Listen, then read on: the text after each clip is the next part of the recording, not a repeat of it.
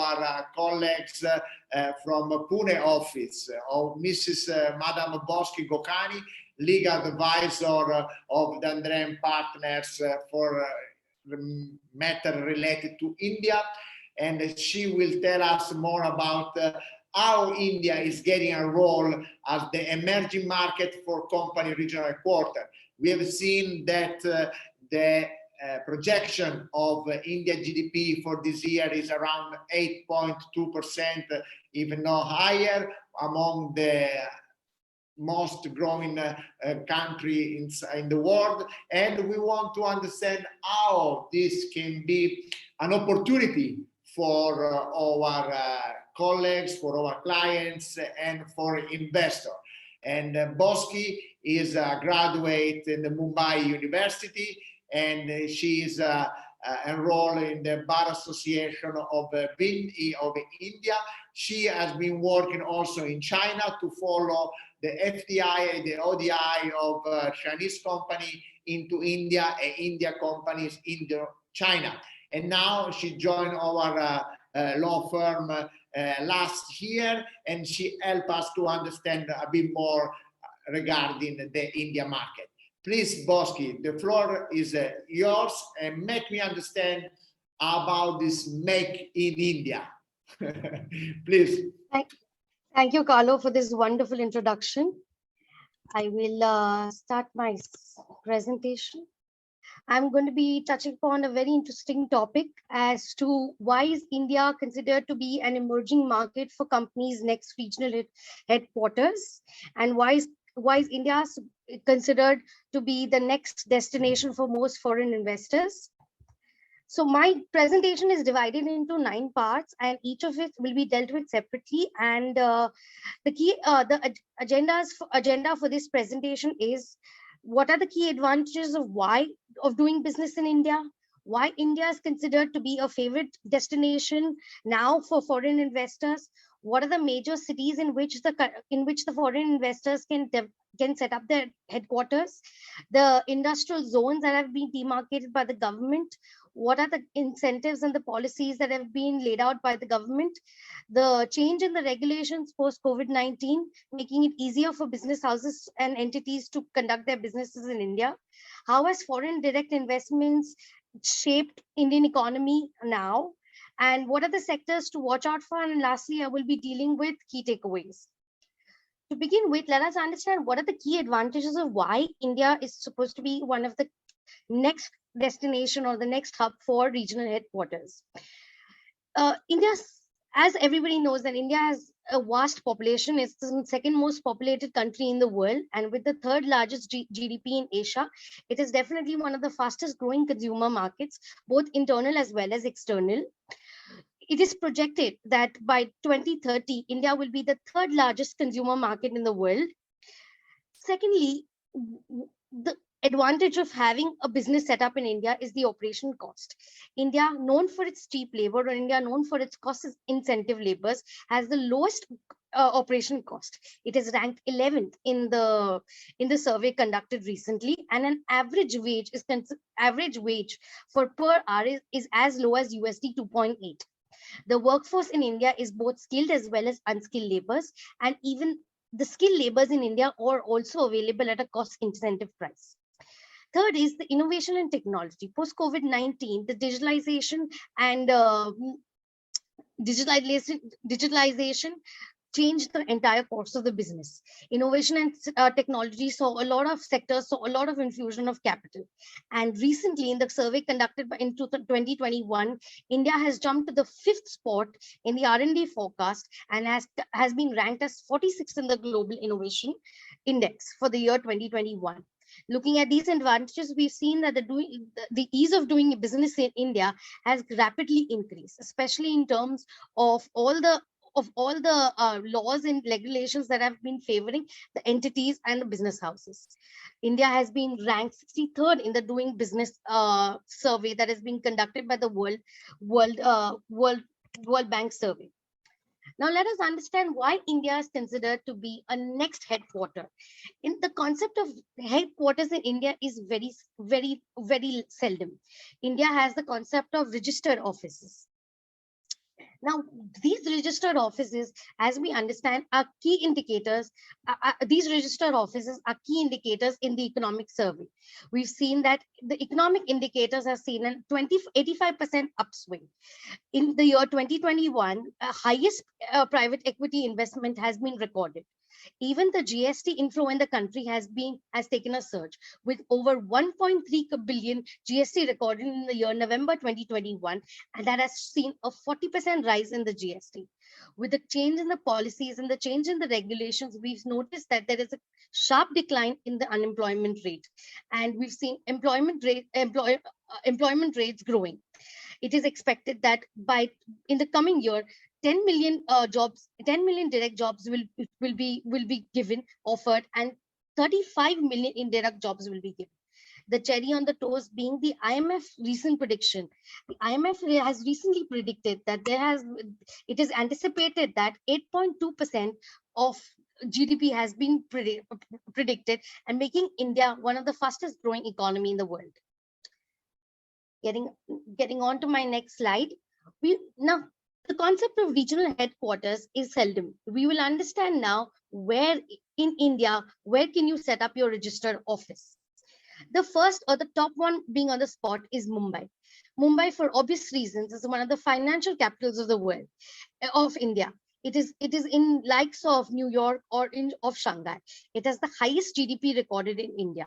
It is definitely it's definitely expensive, but considering the skill nature of labor available in Mumbai, it is one of the favored spots for companies to have their registered office in Mumbai. The second one being Delhi NCR.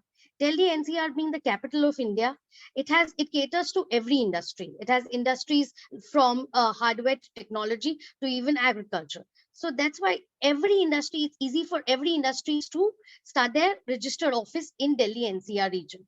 The third being Bangalore. Now the city Bangalore is considered to be the Silicon Valley of India.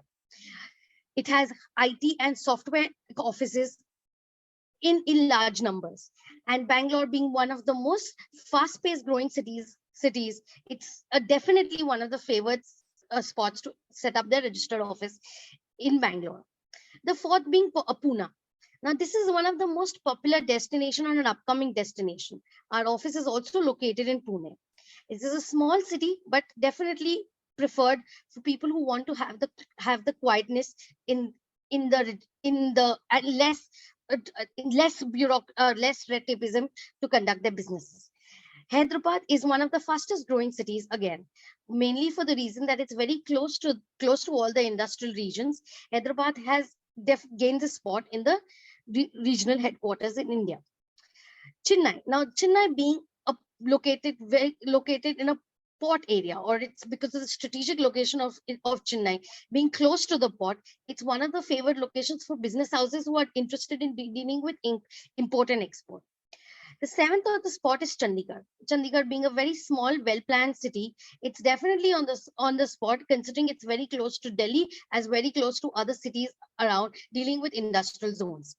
Ahmedabad, the eighth on the list, being one of the most upcoming cities, is Ahmedabad. It's a small place, considering with more availability of labor. It's one of the most upcoming places in terms of manufacturing, because Gujarat being one of the industrial zones that have been demarcated by the government. So these are the 8 main cities that are available for the companies or for the foreign investors to set up their regional headquarters. Let us understand the main industrial zones that have been demarcated by the government. Now, all these zones are sector specific, and all these zones basically have their own specialty. The Mumbai-Pune Belt Road is the road that deals with cotton and textile. The Hubli Road, the Hubli Industrial Region, which is in Karnataka, deals with chemicals and pharmaceutical companies. Bangalore-Tamil Nadu stretch, or Bangalore-Tamil Nadu Industrial Zone, caters to iron and steel industry. Ahmedabad-Vadodara again deals with petrochemical and fertilizers. Chota Nagpur region, which is in Jharkhand and which is in the center of India, has rich mines and minerals, and there's a lot of excavations of minerals that have been conducted in the Chota Nagpur region. Visakhapatnam and Guntur, these are industrial zones in the south where it deals with basically cement and paper industries. The Gurgaon Delhi Meerut Road, industrial area deals with electronic and hardware.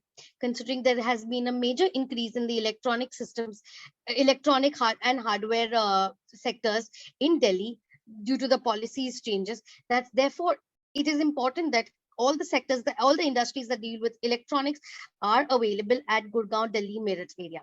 The last being Kollam and Trivandrum. This is the southernmost part of India and mainly deals with agriculture and fertilizers and agriculture related products. Coming to the next slide. Now let us understand what government incentives have been provided in order to boost the economy of the country and in order to welcome the foreign investors into India. The first and the foremost being incentives in the special economic zones. Now, government has carved out special economic zones which are duty free in terms of domestic import and export. They have a zero GST rate and they have a single window clearance for both central as well as sales tax application. The second being incentives for startups. Now we know that startups have been majorly since January 2021, startups have been booming in India. So the Prime Minister Narendra Modi has set up a corpus of 10,000 crores for innovation-driven enterprises. A separate of 500 crores has been laid out for credit guarantee mechanisms. Then there have been incentives of capital expenditure on specific businesses. Capital expenditure would mean investments into land, building, machinery, and plant. Now, companies that want to invest into these sectors have been given subsidies up to 40% on fixed capital investments. The fourth being incentives to boost manufacturing sectors.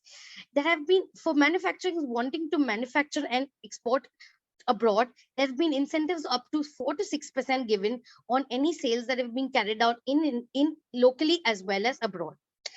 The boost of the electronic manufacturing sector in India has given rise to the PLI scheme. One of the most benchmark and one of the most essential schemes, the PLI schemes handles manufacturing, handles subsidies given to electronic and hardware sectors. Coming to the progressive regulations. Now, what are the regulations that have changed since past COVID-19 and the laws that have been made in order to benefit the business houses and the entities wanting to invest into India? The corporate laws. There has been a change in the corporate laws and there's been decriminalization of non-compliance. There have been decriminalization of various non-compliance offenses. Earlier, when there were imprisonments for simple things, have now been simplified to penalties. There has been major reforms in the labor laws too. There have been the country has drafted 4 new labor codes and they have consolidated 29 central as well as state laws in order to make it simple and eliminate 75,000 compliances. These labor codes are simple and easy for business houses to carry out their business in India. There's been a change in the SEZ Act. The Special Economic Zone Act has been revamped and a new economic zone has come into place, wherein tax benefits have been given as well as lower tariff has been given to goods that are exported outside India. The IBC code has also changed in order to ease the process of people wanting for frivolous litigation. The default ceiling has risen to INR 1 crore, that's USD 124,000, as compared to what the earlier ceiling was of 1 lakh rupees. Now let us understand the foreign direct investments in India. That there are 2 major modes of foreign direct investment. Briefly on this point, okay? Thank you. Yes, the automatic route as well as the approval route. Automatic route is a route that is given where you don't need the government approval. And the approval route is where you need the government approval for sector specific. After post-COVID-19, liberalization has taken place in the FDI sector. The defense sector has risen from 49% to 74%, same as with insurance sector. The single brand retail has also seen relaxation of 100%. And digital media or e-commerce sector has also seen risen of 26% in the foreign investments. Now, what are the sectors that we need to look out for? What are the sectors that are booming in India? First being the automobile sector. Everybody has been talking about electronic cars, electronic two-wheelers. This has given rise to the incentive worth INR 26,000 crores. And under the PLI scheme, the government has been looking forward to boost to infuse a lot of money in this automobile sector. Renewable energy, again, due to the growing concerns of the climate, there has been focus on solar equipments and green hydrogens. And India plans to boast a 175 gigawatt target, and is anticipated to be the third in the world ranking in near future. The retail sector, the e-commerce sector. Again, this is a very important sector due to the fact that digitalization and new technology has been coming up. Online and offline channels of buying has also given reason to e-commerce sector. E-commerce sector has been considered to be a greatest transformation in the retail sector recently. Now let me take away let me bring to the key takeaways to this presentation. What is the reason why foreigners should be interested in investing into India? It is one of the fastest growing market in the world. It's considered one of the second largest market world over, third largest market world over. The economy has also been rapidly increasing post COVID-19. The policies are made in such a way to suit the needs and to cater the needs of the foreign investors. So these are the basic three takeaways for foreign investors to wanting to invest into India. Now we'll take a minute off to explain our foreign direct investment guide. We've recently come out with a foreign direct investment guide that deals with various aspects of investing into India in the Indian market. It has a wide scope of knowledge and has a landscape in the emerging economy. And this will help, I believe that this will help the investors to understand deeply as to why we should invest into India and the methods of investing into India. Thank you very much for all your time. And in case of any questions, I'm open for any questions at the end of this webinar. Thank you. Thank you, Bosky. We are really interested about this market. We are present in India since 2015. We are pushing hard in order to have a comprehensive understanding of the country, which is as big as a continent. As you mentioned, 1.2 billion people, many citizens, thriving, growing economical hub as Mumbai, the new Silicon Valley of Bangalore, the central of power in New Delhi, Chennai in the south, and many other places that are still complicated to explain to international investors.